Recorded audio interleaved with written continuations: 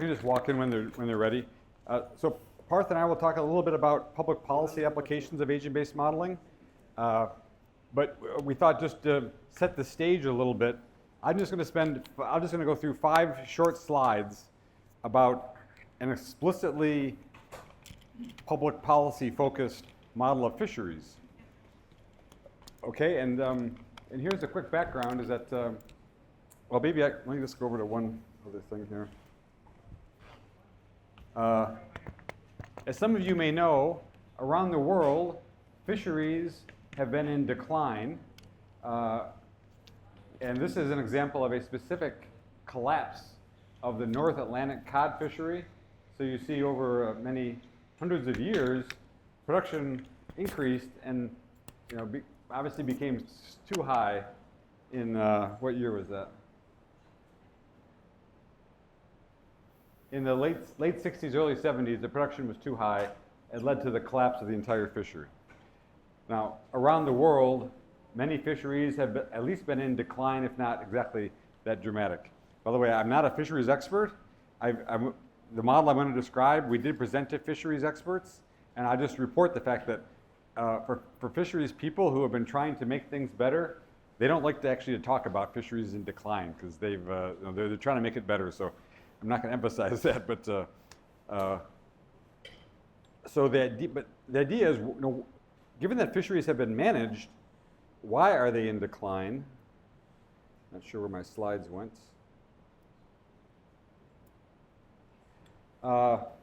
So I'm going to basically argue here that there is, in fact, a coherent mathematical theory.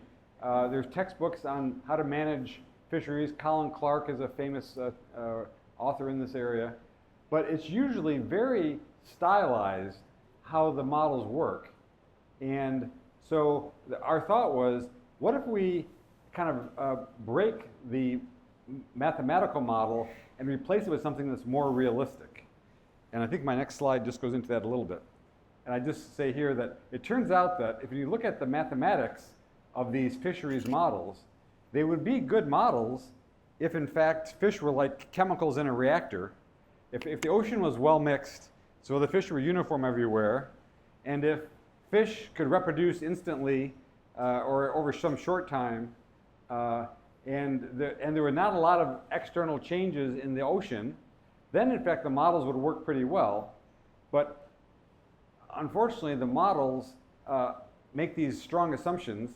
The policymakers have historically followed the mathematical models because there was nothing better. And so I already mentioned this, I think that the specific fishery that we got involved with working on is a very large fishery. It goes from Canada in the Pacific down to Mexico in the Pacific. But the novelty is there's only about 100 large vessels that fish that entire area. And they're called trawlers. And for those of you who don't know what a trawler is, let me just show, I think I have it here somewhere. So these are the main kinds of fishing that happen in commercial fishing. Typically, there's various kinds of nets and things, but these kinds are not so hazardous to the environment. There's 3 kinds of trawling. This is a bottom trawl, has a net on the bottom of the sea, does some damage to the ocean floor. This, called a pelagic trawl, doesn't touch the bottom and catches fish this way. This does much less damage than this one. The worst kind of trawling is what's called dredging, when there is a rigid structure that goes along the seabed and just rips the seabed up.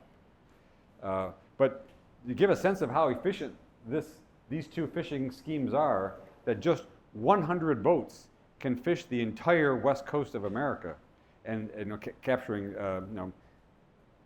thousands of tons of fish. Okay, so I'm going to go back now to this.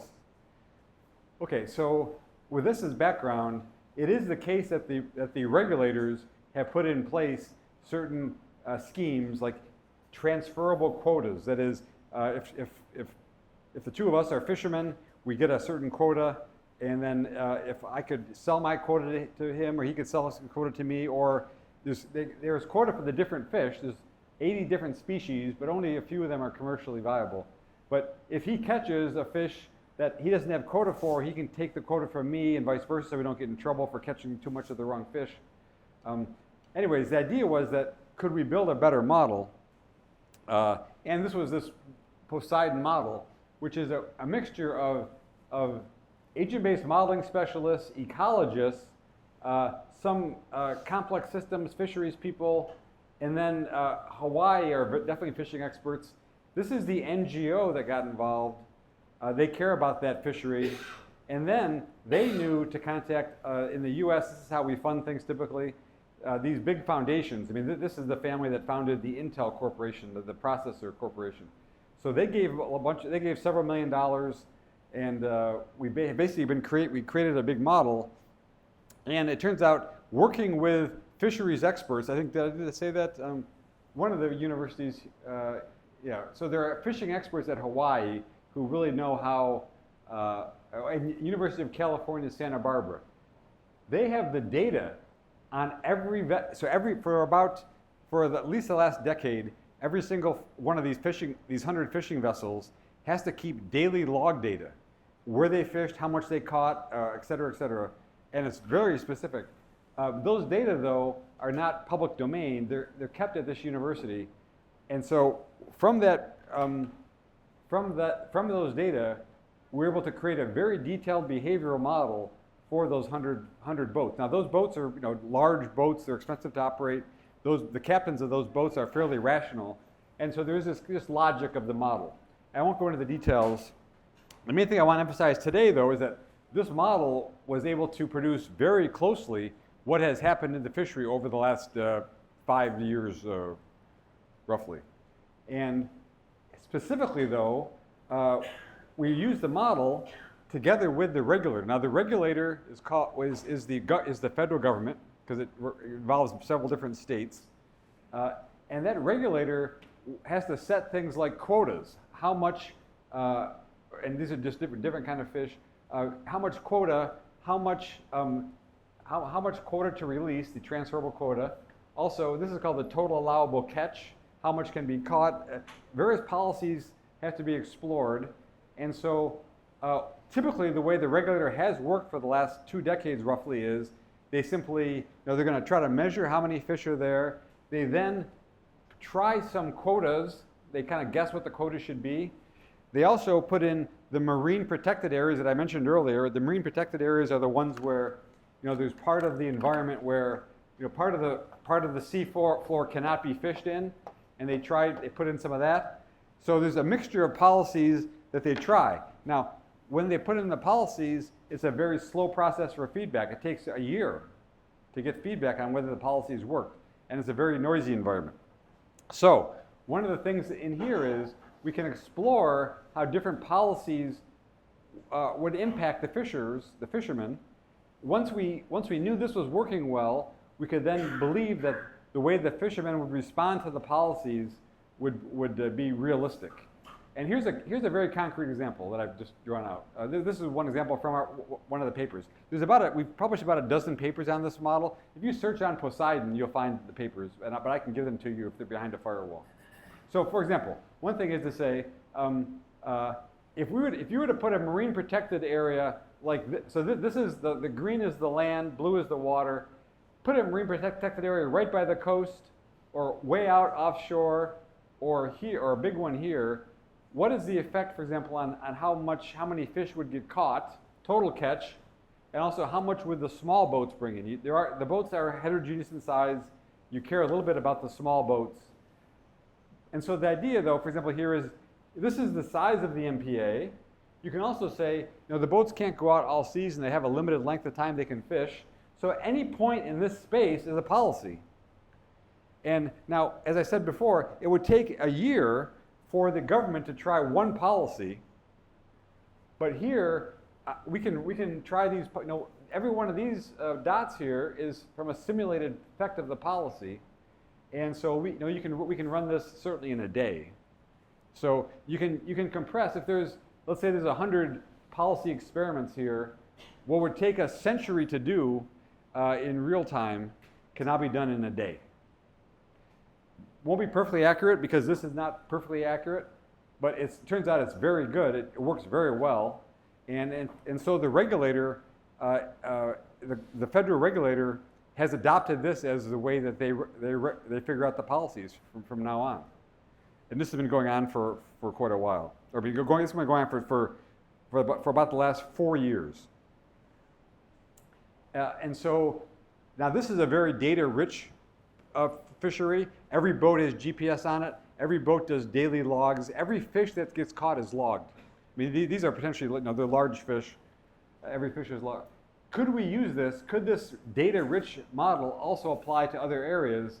So it turns out that my colleagues, I did not do this, my colleagues took this to Indonesia, where there are a bunch of coastal fisheries that were also in decline, and there was not very good data. And I just report the fact that there has been some success in trying to manage this fishery with this same model. Although I have to say that I think that it turns out that it was a complicated political process with the ministers involved. And I won't say a lot more except to say that it turns out in Indonesia, the minister in charge of the environment, she only controlled the first 10 miles or so offshore, and all the deeper fish were controlled by the Navy, the deeper fishing areas. And the Navy did not want to participate in this. So we only got to work with a fairly narrow place. In the case of the US, it was one government. In the case of Indonesia, it was one government. Pacific tuna are the ones that are in the deep water. Here now, there's no government in charge. There's no government to enforce it. There's no one regulator. But there is, in fact, an international consortium of tuna fishers that try to make sure they don't overfish the tuna. Now, the tuna have been overfished in the sense that say in the 1960s or 70s, it would be common to catch 1,000-pound tuna, 1,500-pound tuna, and apparently that's rare anymore. The kind of tuna that are caught are 500 pounds or smaller. So this group, our consortium, which involves this NGO called the Ocean Conservancy, has been trying to apply it now to Pacific tuna. And once again, the key is to get the buy-in from the tuna fishing group. But there's been some success in doing it. At least we have them agreeing that to use a model is better than to use no model, which historically they have not used any model to make their decision. So this is a group. For any of you guys who are economists, you may know the work of Elinor Ostrom on self-governance. And so in essence, the tuna fishers engage in a high degree of kind of self-governance, where there's fishermen from several different countries, Japan, Vietnam, etc., U.S., and they will try to self-regulate each other, and so they don't overexploit the tuna population. So I'll stop here and just say that this is an example of a model, particularly an agent-based model, where there has been some success in both replicating the historical behavior and then getting the regulators to buy into the use of the model going forward. So we're hoping this is a paradigm for how we can do other things in public policy using the modeling approach. So I guess I'll just stop here, and Parth and I we can discuss things further and take some questions, I guess. You want to take questions on this one first? Okay, sure. Yep. Yes. Let's say we take this to a government organization, and we talk about our model. And the first thing is that, although it might not be significant in terms of how different the model will turn out to be, but it will be significant in the decision making in terms of, let's say, how many bad actors are coming in. Mm-hmm. Or are we able to, kind of measure the amount of bad actors? It might not be very significant in terms of how we think about the model, but to convince, sometimes this is very, very important. Yes, right. Yeah. So I think let me restate the question as, one reason why many of these fisheries have gone into decline is that there are some bad actors who do things like, some of the things I learned were, there's some fishermen who, they report that they caught this much, but they really caught that much, and they hidden it somewhere in their boat somewhere.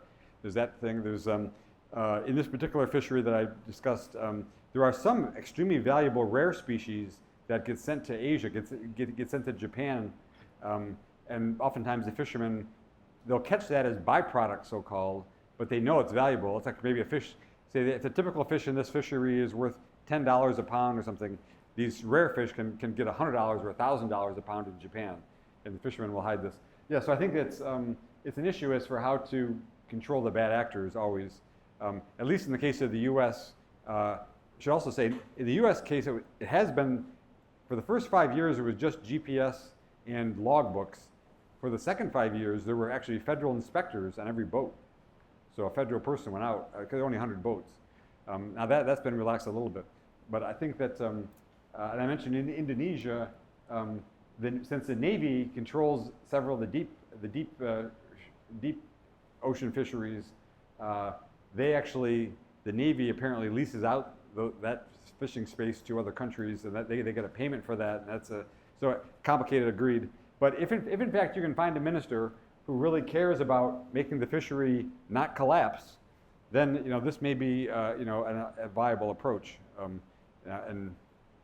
mean, it is the case. I don't think I have the data here, but it has been the case in the last 10 years that when many fisheries have gotten very low, they've kind of have stabilized in the last decade or so.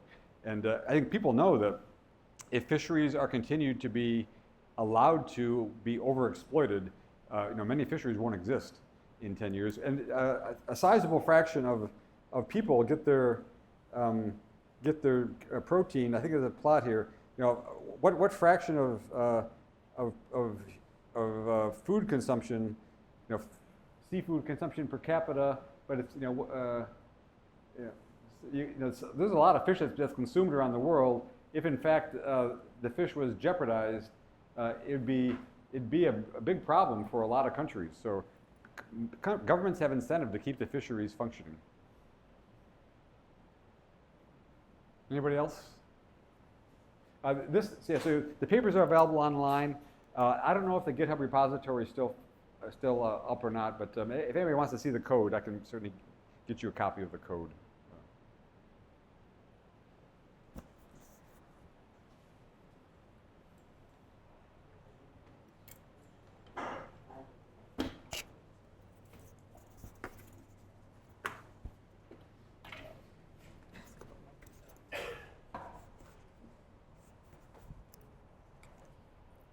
This mic won't work for the. This is the recording. Oh, just for recording. Yeah. Ah, so you have to keep switching back and forth. I guess I have to.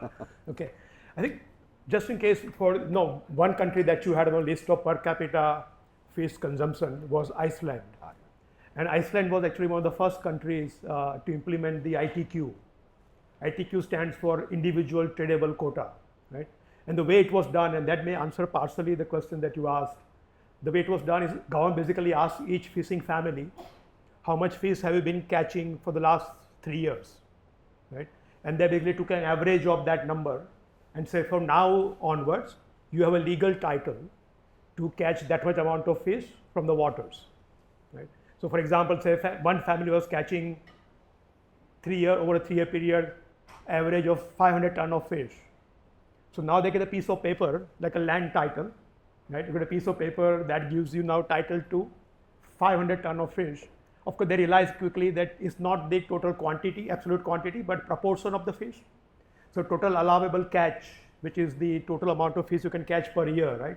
So proportion of that is what you get, right? So you divide for a 500 ton by the total allowable catch, and that becomes your legal quota, right?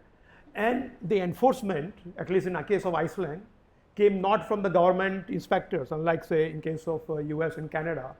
It came from the other title holders, right? So they would all form a cooperative and they enforce the rules, right? And also check whether you are catching more than your legal quota or not, right? And therefore the enforcement became a lot more like what Ostrom talks about, right? Community driven. It wasn't somebody from outside the community who was enforcing a set of rules on the community. Of course, rules initially were set by the government, the quota which was allocated and all of that. But once that was done, the actual working of the system was dependent on the community itself, right? And that's an interesting example of the Anna Ostrom's work, that how communities can then, once you create the right framework, can then manage common resources, right? Which is fisheries is a good example of it. And just to follow up on Parth's excellent summary of how the ITQs work, and they have worked well to preserve fisheries, since it's a way actually to give property rights where where those don't really exist, right? And in the commons of the ocean, nobody owns the ocean, so this is a way to induce property rights. I will say the following: that some quotas are transferable and some are not. I believe it's the case, and I'm not expert on the fisheries, but in working with these people, we did hear about certain kinds of pathologies where, when one feature of the transferable quotas was if there are some quite inefficient fishing vessels, they should find it more profitable to simply sell their quota to the more efficient ones, and that'll make the whole process more efficient in general. It turns out one peculiar side effect, and this is maybe an unintended consequence that would be good to model. We haven't done this yet, but I've heard from some of these specialists. They said that some people who have received their quota recently, like in the last several years, or with COVID, some fishermen had a hard time finding a crew to work on their boat. They've got some people who have received the quota are just selling all of it, and they're treating it almost like an endowment. Yeah. And then they're selling it, but for example, so say a fish sells for $10 a pound. It's surprising how valuable these quotas are. People were able to sell the quotas for $5 or $6 a pound, so the actual fishermen were only getting, say, $3 or $4 a pound, and so this is potentially problematical, and maybe the next step in managing the quotas now has to be figured out, and I think this is work to be done still on how to manage that properly. Yeah, I think when I did some research on the Iceland example, what I found out that one of the side effects of the ITQ system was increase in the number of music bands in Iceland, right? And it turns out the reason for that was what you just said. People who did not want to be in the fishing business, right? Because customary rights were inherited, right? So a family member has to be in a fishing business to continue to claim the fishing right for the family in that area, right? Otherwise, if nobody's fishing from your family, you lose your right, right? And therefore, one member of the family was always required to be in the fishing business. Obviously, they turned out to be male members of the family by and large. And when you have only 1 or 2 children, it becomes even more difficult, right? Who is going to be staying in the business? And so those guys were compelled to stay in the business. Now they could just sell the quota and start a music band, right? I mean, that's really very interesting human side of the story in a way, right? How some of these ideas of policy have very important consequences for human welfare beyond the economics of it, right? And that's a good example of what happened with the music bands in Iceland. So the way, maybe I have more questions than answers, so I'm going to ask you a few of the questions that I'm dealing with at the Indian School of Public Policy, right? So school is about 5 years old. Now one of the things we want to do is to, of course, bring some of these new ideas and new approaches to train them, to make them think differently about first policy problems themselves and also about the policy solutions potentially that can arise, right?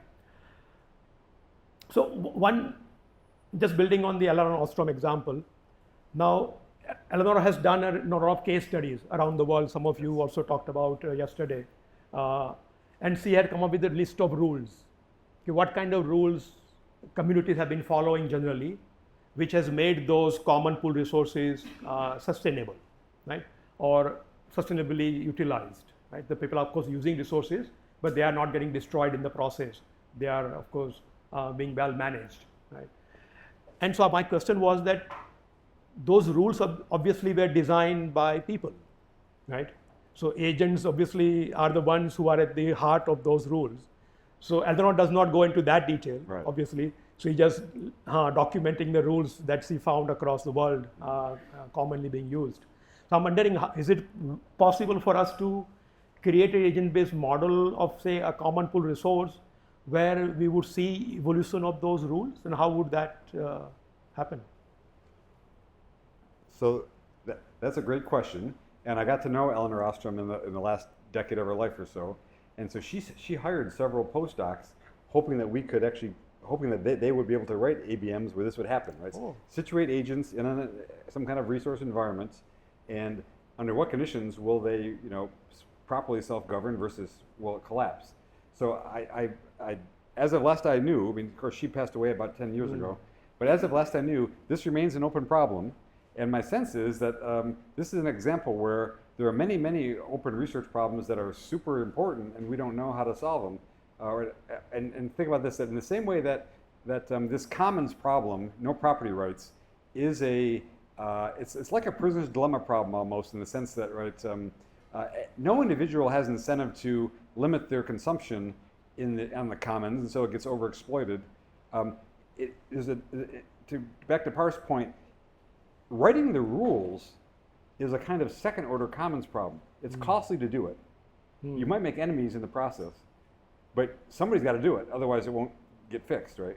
So how that actually happens it remains a bit of a mystery, I think. But how those rules actually get put in place, how they say the environment changes, you have to evolve the rules. How does that happen? So as at least as far as I know, no one has yet solved this problem. And I think solving it would mean something like, if you have a coherent theory of how a population of people would remedy or would successfully make their commons sustainable, we should be able to build an ABM.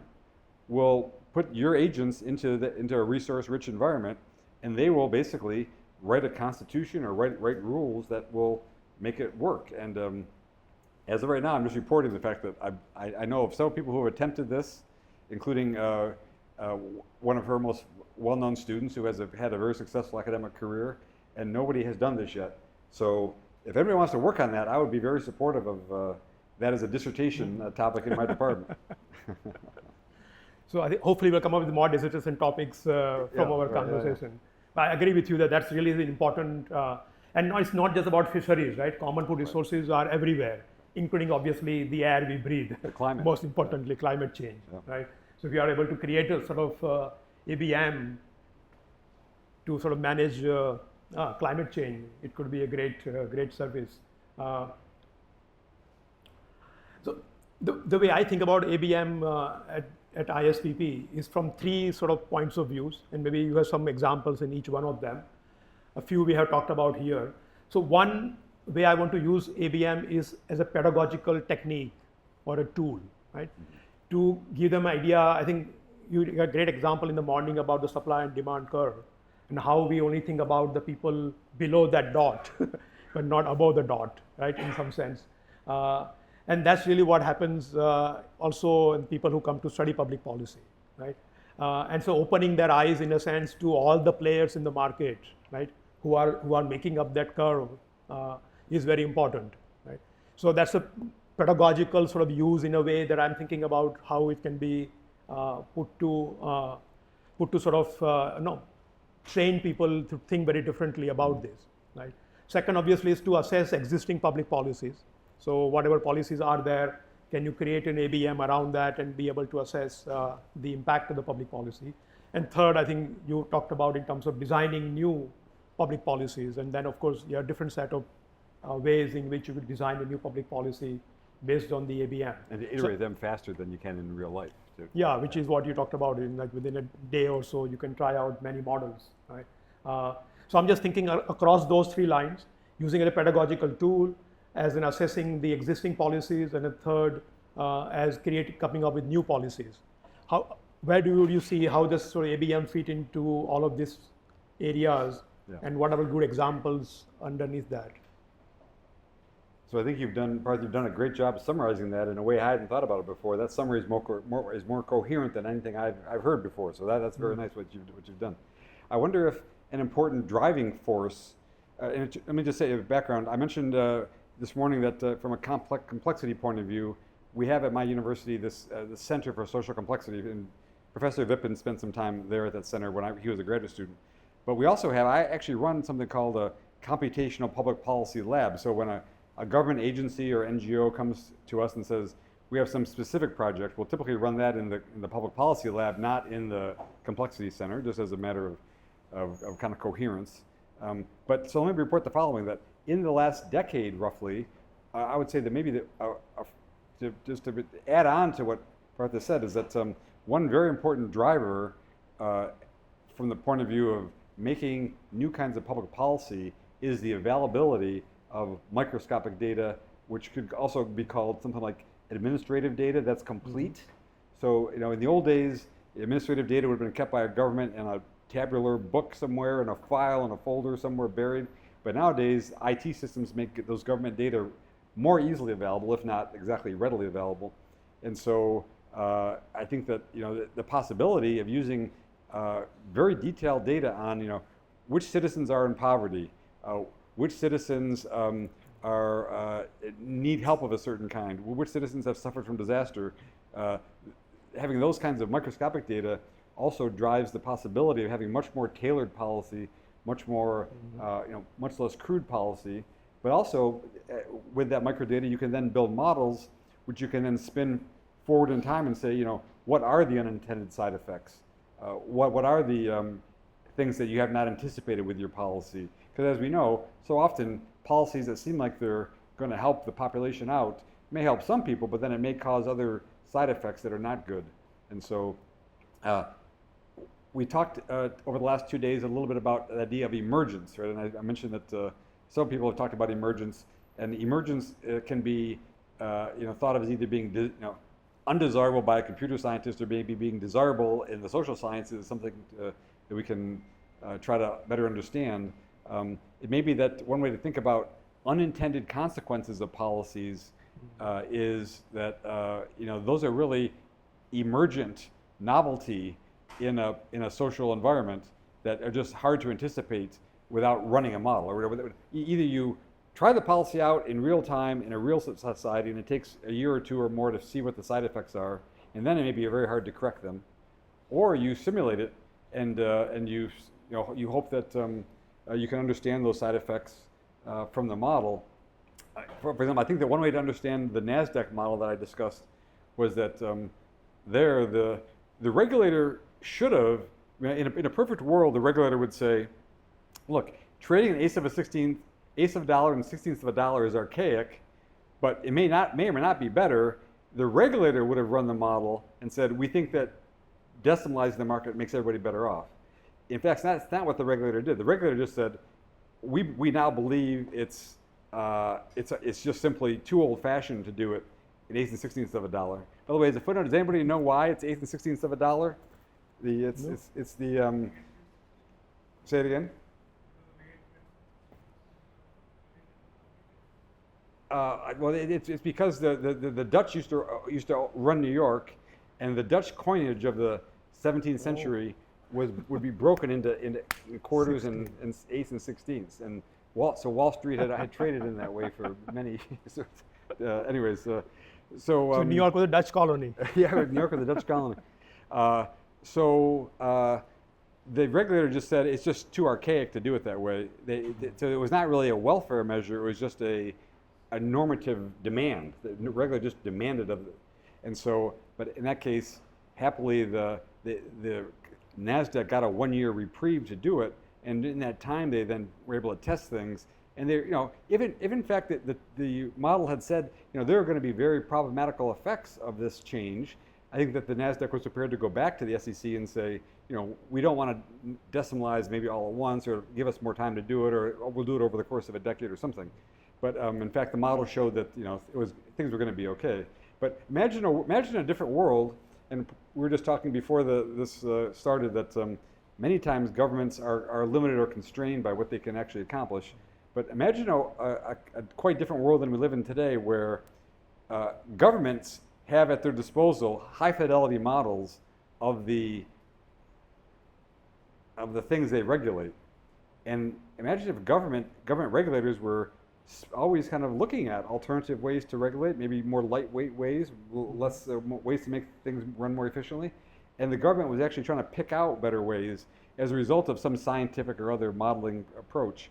I mean, that'd be a very different world than I think we live in today. Although I think it's fair to say that some governments, some high-functioning governments, try to do some of this. I mean, I was in Singapore before COVID, and it seemed to me that there are several forward-looking people in Singapore who did have quite elaborate justifications for their policy that were in welfare terms. They would say, we have investigated this, and we think that this new policy will provide higher quality of living for our people. And I think it's rare, though, to see a policymaker be able to say that. I think the point that you made about unintended consequences, which is very important in assessing existing policies. So I'll give you an Indian example of it and see how one could use ABM to be able to capture this phenomena. So in most cities of India, there is a rule that says that the cycle rickshaw puller, the hand cycle, the owner and the driver must be the same person. Right? So for example, Delhi Municipal Corporation and most corporations have this rule that cycle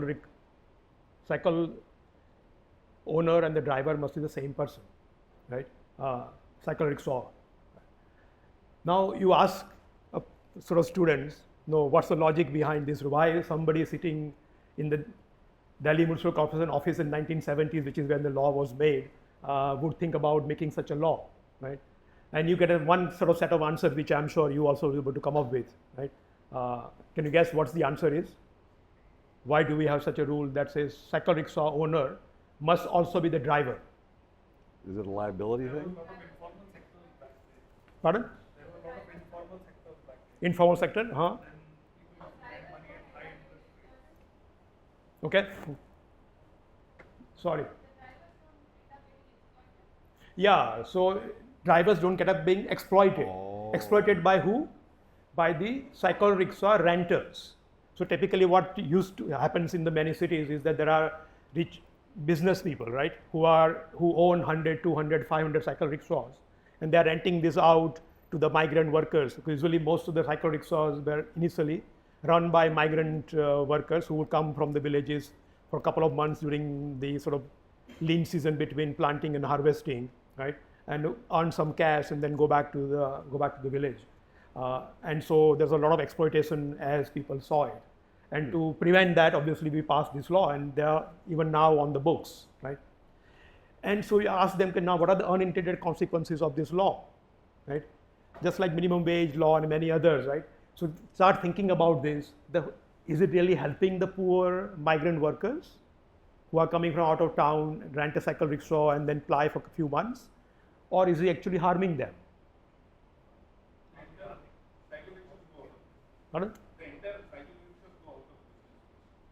They cannot, the people who drive cannot own it, because they cannot afford it for a few months. So that ends up being like unintended consequences. The entire sector goes down. Yeah, right. It's obvious that people who coming from out of town wouldn't have the money to buy, right? So there is groups of migrant workers, which is what I'm trying to sort of get at the question.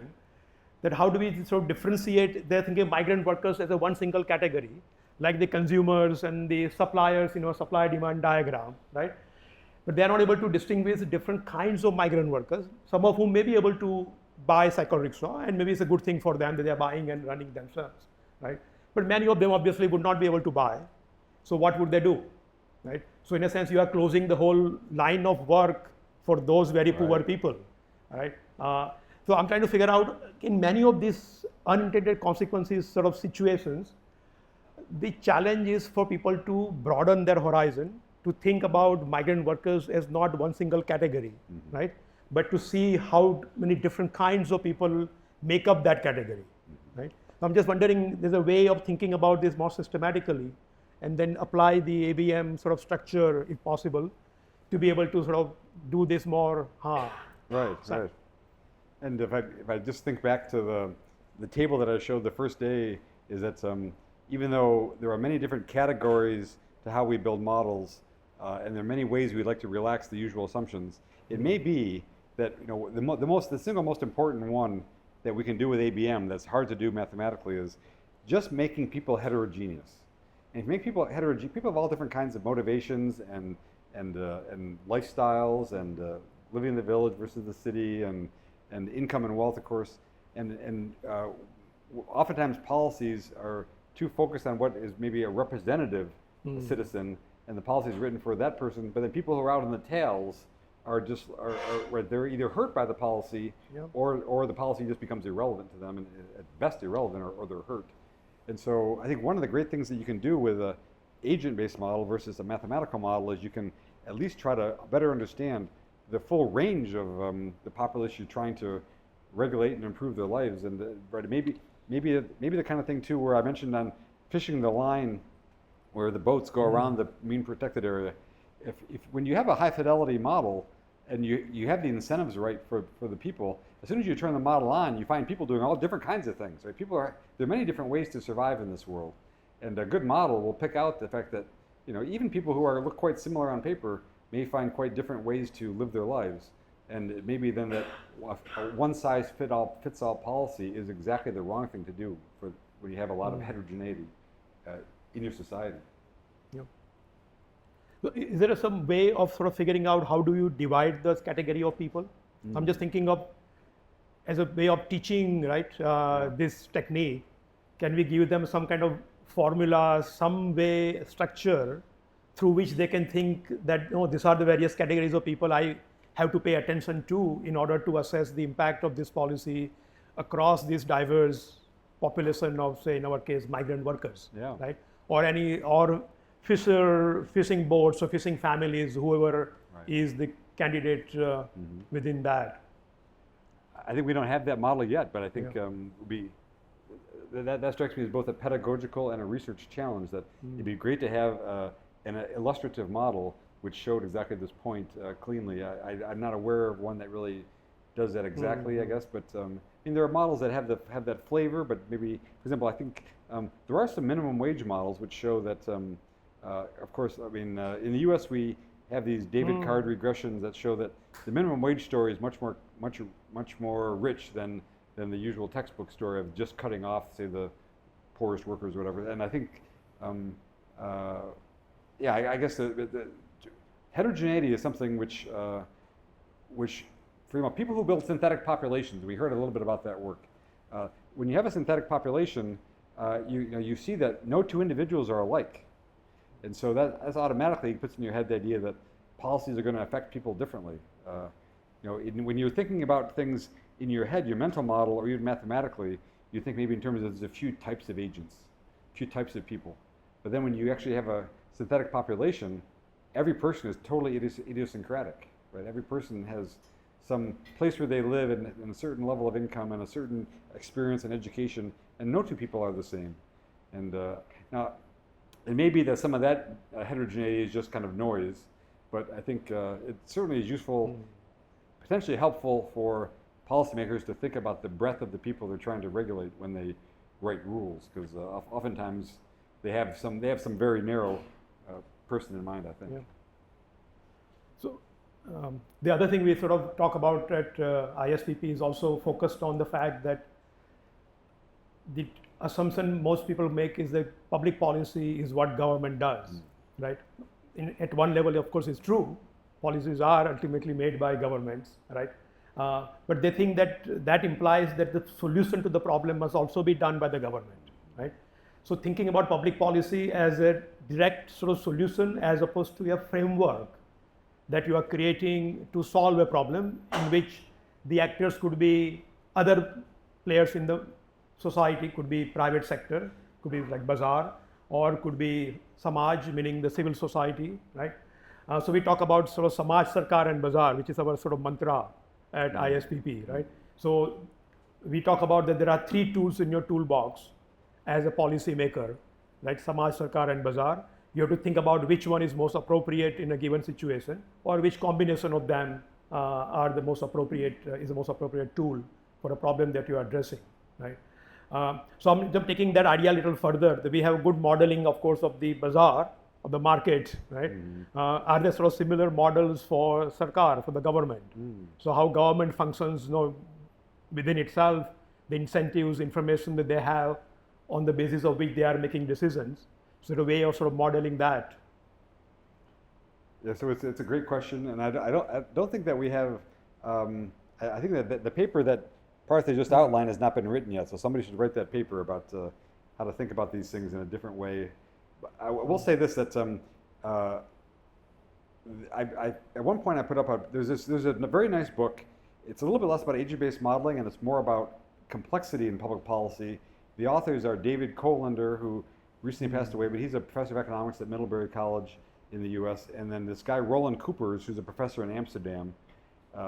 And their book is called, I think, something like Complexity and the Art of Public Policy.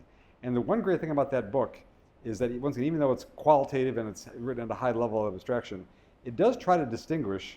So it says, when policy is made by, state actors and only as a result, only after, say, many years of deliberation and oftentimes with compromise, how those policies can be watered down and not always very, very effective, and how policies that are maybe more Ostrom-like, that are percolate up from the bottom and that then have a natural constituency and have natural stakeholders involved, and that can then evolve.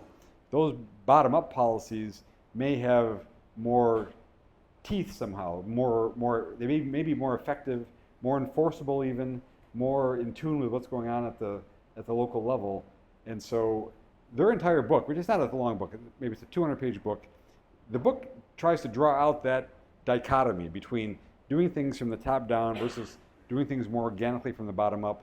And at first I thought, I'm not going to be able to make it through this 200-page book because it's just one metaphor. But that's not it at all, because they show how in many different, they show a little bit Ostrom-like, a little bit case study-like. They show in different domains how just thinking about the problem from this organic bottom-up perspective. Who are the stakeholders? Who really cares most about this? Who are the ones who, if in fact they're not brought into the process, may resist the top-down process, and then the top-down process is dead. So how to make the whole policy process more holistic, I guess is one way to say it. And I think their conclusion is, and this may be painting with a little bit of a coarse brush, but their conclusion is that a whole variety of the traditional top-down policies are kind of doomed to failure because they don't consider the stakeholders properly. They don't have any evolutionary flavor built in. They don't have the ability to adapt to something that's dramatic like climate change or some existential threat. And so because the policies are in some sense frozen at the top, they become incapable. And it's only these kinds of more organic things that have the long life. Now this, once again, I'm painting with a coarse brush. There's 200 pages of talk about this, and but if anybody gets a chance to read that book, I think you'll find a lot of good stuff in that book on this topic, and the dichotomy between traditional policy. And by the way, I studied policy when I was in school too, and I always found it fascinating. I work in Washington, where of course policy is made at the both U.S. level and the world level a little bit. So we're probably in the long run going to need both kinds of policy, but maybe that the kind of arc of history is bending a little bit more toward the self-governance side, a little bit away from the top-down side. I think one good thing about the Colander book is that it's available for free online. Oh, I know. Oh, great. Okay, excellent. We found. Great. Very good. Yeah, we found yesterday. We got a Awesome. copy of that online. So it's free to read. Yeah. It's only 200 pages. So I think it's a great example of public policy and some of the ideas we are discussing here, including the idea of spontaneous order, right, which is also sort of built into that to some extent.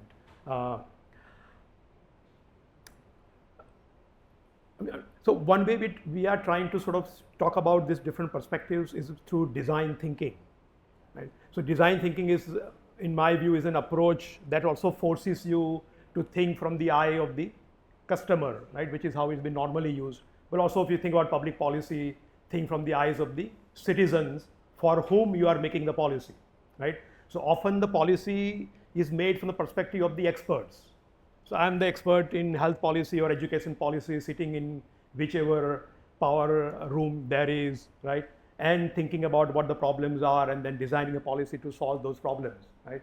And you find that even in articulating a problem, you need to understand the citizen's point of view, right? And there are classic stories about this. So one story that my friend keeps telling all the time, that he was doing his Ph.D. in social work, working in some of the villages as a sort of field data that he was collecting. And he saw in one village, which is very common as we know in India even today, the women had to walk about 2 kilometers or so every day to get to the source of fresh water, right? And as he was finishing up his PhD, he thought, no, he can do something to help women who had, of course, helped him to get his dissertation done. And so he worked with the collector of the district and got the water hand pump installed in the village, right? A few months later, he went back to the village and then was hoping, obviously, that women will be very happy to see him there. Turns out the women were very angry not happy at all that he had installed this hand pump in the village, right? And he, of course, couldn't understand why, right? He has really solved a big problem for them. And we've been told him why they were unhappy about this solution that he had come up with, right? I'm sure you can now, once I point it out, you can also think about why they were unhappy, right? And turns out that, genuinely, that was the only time they can get out of the house. Otherwise, they were always stuck inside the house, given this sort of culture and society at the time. And that's the only time they can interact with other women. There's no other way of even for them to get together, share their stories and whatever is happening in their lives, right? And so the hand pump pretty much took away that option, that an hour and a half they had for themselves, so just disappeared, right, from their life. And they were so unhappy about that having to walk for 2 kilometers was not as big a problem. The reason I point out this story is also relevant to us in understanding even the problem definition, right? Is that even in public policy, even the problems are defined by us, by the experts, right? And I'm just thinking about ways in which we can sort of get people trained to think from citizens' point of view. That what really is, now, of course, it's not this wasn't a problem. Obviously, women had a problem of walking 2 kilometers every day. But if you were asked them which are the problems you have and which one you want to get resolved, maybe this problem would be the 5th or 6th on the list possibly. There are other things they are more concerned about. But nobody's asking them, right? Is this what my friend did? And I know what the problem is. I know what you suffer from. Now I'm going to solve your suffering, right? So I think it's a great way of thinking about also how to bring this design thinking perspective to the table. So that's a great example, and maybe we could also put that a little bit under the bucket of, under the label of the unintended consequences, right? He made a change, and then unintended consequences was that the women didn't have the time to interact together. It reminds me, though, when you said it, Parth, it reminded me of the following, remark or following idea from the Scottish Enlightenment. And we all know of Adam Smith and the invisible hand idea, right? He said that when people are allowed to do things, and today we know under fairly narrow set of circumstances where there are no externalities and things, when people are allowed to pursue their own ends relatively selfishly and pursue their own wealth, as it were, they can make society better off. We know, we understand this point about Smith, but it turns out that about 10 years before Adam Smith wrote that was 1776, I think. Another Adam in Edinburgh named Adam Ferguson. I don't know if you know Ferguson. Yeah. So Adam Ferguson wrote the following. He basically said, in a very similar vein, but he said something a little bit different. He said, look, there are really 3 kinds of systems that humans have to deal with. First is the natural system. We look outside, we see the trees and the forest and everything. We have to deal with the weather. That's the natural world. And we take precautions against that, right? We put up roofs on our house so we don't get wet when it rains. Then there's going to be the design systems, and Parth just talked a little bit about kind of humans design systems, parliaments, congresses, election systems, etc. You have to deal with that. Now Ferguson said there's actually a third kind of system, and the third kind of system is one that people tried to design. In essence, people tried to design something. Parth would want to design it one way, Axtell would design it a different way, and so the system that actually got realized is a product of the two of us trying to realize something, but what actually gets built in place is no single mind made it. No single person's design was realized. Rather, it was some mixture or amalgam of our designs. And so, but humans have to deal with those things too, right? You may say, this system of payments, or this system of social security, or this system of something, it seems stupid, it seems dumb. Why do we have it? Well, your father could have designed a better one, your father could have designed a better one, but the one that got designed was the one that was the compromise between our fathers or something, right? And so Ferguson thought this was important because he called, there are natural physical systems, there are designed, built, functioning systems like a staircase or a table or a chair, but then he thought very importantly, many of the systems that we confront in the social world are ones that no single mind designed, and thus they're going to have peculiar properties because of that. They're not going to necessarily be perfectly fit for you or for me, because they're some combination. And spontaneous order. Hmm? Is that spontaneous order? Yeah. Yeah. But I think what is pointing out is that even spontaneous order has challenges, right? The way it is been evolving and the process through which it evolves, which is where I think the mechanism design and market design comes in the picture. Often I think we take it for granted the markets are sort of God given, right? Yeah. But of course they evolve given a particular norms in the society, particular rules at the time. And they were designed once, and Yeah. now they've evolved. Right? So people, I think, so it's a very important part of economics. Actually, we don't talk much about it. We don't. But no, Alvin Roth won a Nobel Prize for market design, and that's very. I find that's a very fascinating area of work. It's a good way to link it to Adam Ferguson. I never thought about that. Well, last question I have is about democracy. Democracy is under threat everywhere, right? As we see it. So how is there a way of thinking about democracy and how democracy works and what rules would make sense from the ABM point of view? Okay, it's a giant question, a huge question, important question, and of course Professor Acemoglu from MIT just shared the Nobel Prize this past fall for his own work on. In his case, he talked about this kind of narrow path between authoritarianism and kind of chaos, right? And democracy is this middle path. Now, it is a case that Professor Acemoglu's work is game theory. He's, by the way, he personally, I think, is fairly open to agent-based modeling and other kinds of things. I was on sabbatical at MIT a couple of years ago and spoke to him briefly. I have had one student, one of my PhD students, try to agentize. I mentioned agentization earlier. We have an agentization of the Acemoglu and Robinson stuff, and it's the trouble with the conventional game theory models is that they have to say, instead of saying the king is the king and parliament is 500 people or something, it says the king is one agent and then parliament is one agent. And that's not very satisfactory to have it. Parliament is obviously the complicated mixture of people doing all different kinds of ideas. So the agent-based model that my student built did have at least tried to unpack certain of the elites into multi-agent systems. But I think that her work basically showed that the Acemoglu and Robinson model works more or less. I did mention to Parth that I have had in the past a student from Turkey who was very concerned about the evolution of democracy in his country, and he built a model of this. I think that's important.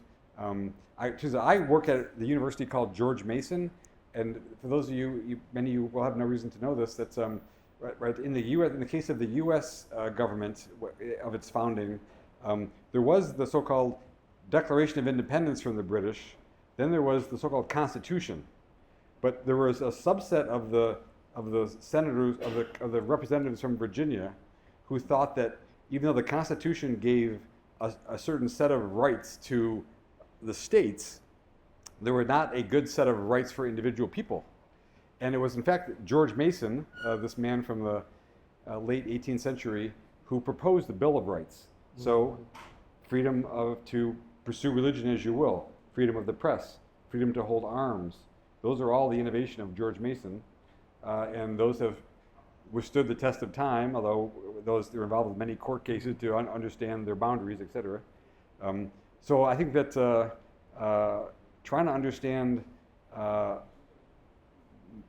efficient ways to organize society, whether democratic or otherwise, are an excellent topic for this kind of modeling approach where we can model the different stakeholders, the different players, the different kinds of opinions that people will have about how government should work. It turns out I have a student right now who's from Iran, and she wants to do this for her dissertation too. I think this is very topical. And let me just say the final thing is that if people want to work on this topic, I'm very much amenable to it. Once again, no reason why anyone of you would know this, but for those of you who, if there's anybody who has really studied the bowels of English history, in the English Civil Wars, the reason why my family is in America is that in the English Civil Wars, at the end of the English Civil Wars, when Parliament basically won against the king, this is Charles I, we have Charles II now. When Charles I was king, he was captured by Parliament, and he was ultimately beheaded.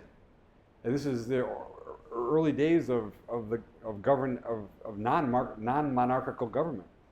And it turns out that my uncle, Daniel Axtell, was on the scaffold that day, and he picked out the man who beheaded the king. Oh. And so we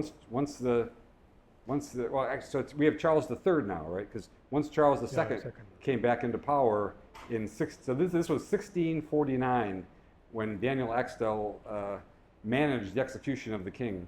And so by 1660, when Charles II came to power, my uncle was persona non grata in England and met an awful death, which I won't bore you with. But if anybody's read Daniel Pepys' diary from 1660, you'll learn what happened to my uncle, and it's not pretty.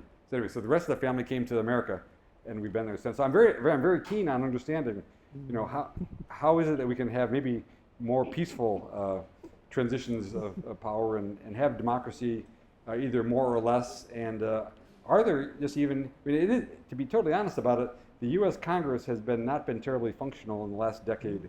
Are there ways that the congressional powers could evolve to make that institution more capable? These are all great questions for models, and once again, to actually do the experiment in the real world is costly, takes time, it'll lead to violence and unhappy people.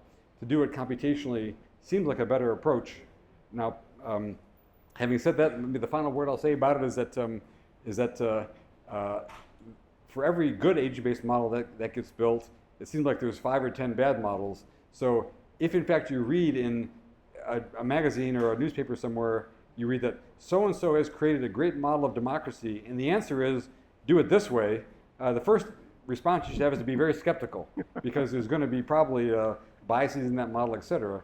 But maybe, with enough attempts to do something, we can all make the political process a more rational, better place. And I'm perfectly happy if there are other methods too. But I think that, in particular, Silicon Valley entrepreneurs who are just going to throw machine learning at the problem are not obviously going to fix it. So we need to have better methods than that. Thank you, everyone. Thank you for joining.